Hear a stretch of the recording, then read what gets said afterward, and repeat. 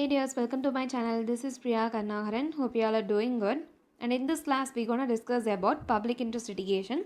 So let's get right into the video. First, we will see the meaning of public interest litigation. Public interest litigation itself means that it is litigation in the interest of the public. In the words of some learned people, we will say that public interest litigation may be filed by any court of law by any public spirited person for the protection of public interest. Now the question will arise, what is public interest? So the answer is that any act for the benefit of public is called public interest. And those acts are pollution, terrorism, road safety, constructional hazards, etc. In all these activities, we will see the general public interest. If it is felt by general public that something has gone against public interest, then public interest litigation may be filed. And then we will see the importance of public interest litigation. It gives a wider description to the right to equality, life and personality, which is guaranteed under Part 3 of Indian Constitution. It has introduced some kinds of reliefs or remedies under the jurisdiction. It also functions as an effective instrument for changes in the society or social welfare. Through public interest litigation, any public or person can seek remedy on behalf of oppressed class by introducing a public interest litigation. And then, who can file a public interest litigation? Member of public acting bona fide and having sufficient interest in instituting an action for redressal of public wrong or public injury. He is not a mere busybody or a meddlesome interloper. His action is not motivated by personal gain or any other oblique consideration. And then, against whom public interest litigation can be filed?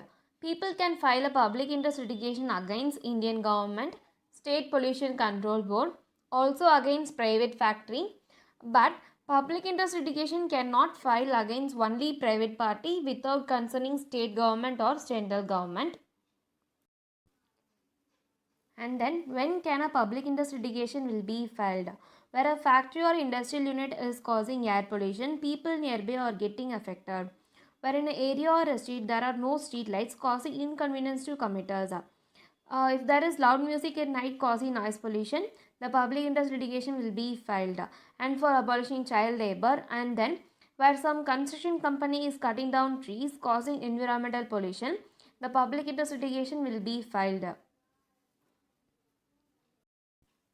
And then, where rights of working women are affected by sexual harassment, the public interest litigation will be filed.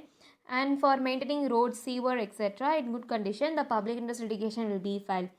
And then, where poor people are affected because of state government's arbitrary decision to impose heavy tax, and for removal of big hoarding and signboards from busy road to avoid traffic problem, the public interest litigation will be filed.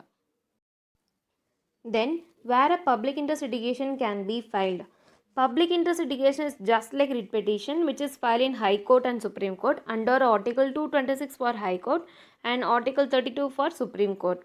A court fee of ₹50 per respondent has to be affixed on the petition. And then we will see the procedure to file a public interest litigation. In High Court, 2 copies of petition have to be filed. Also, an advance copy of petition has to be served on each respondent, that is, opposite party, and this proof of service has to be affixed on the petition. In Supreme Court, 5 sets of petition has to be filed. Opposite party is served the copy only when notice is issued. Proceedings in public interest litigation commence and carry on in the same manner as other cases. However, in between proceedings, if judge feels, he may appoint a commissioner to inspect allegations like pollution being caused, tree being cut, sewer problems, etc. After filing of replies by opposite party and rejoinder by the petitioner, final hearing takes place and judge gives final decision. And then, reliefs available by public interest litigation. The first one is interim measures. The court can afford an early interim measure to protect the public interest till the final order. Second one is appointing a committee.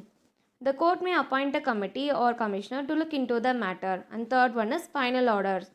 The court may also give final order by way of direction to comply within a stipulated time.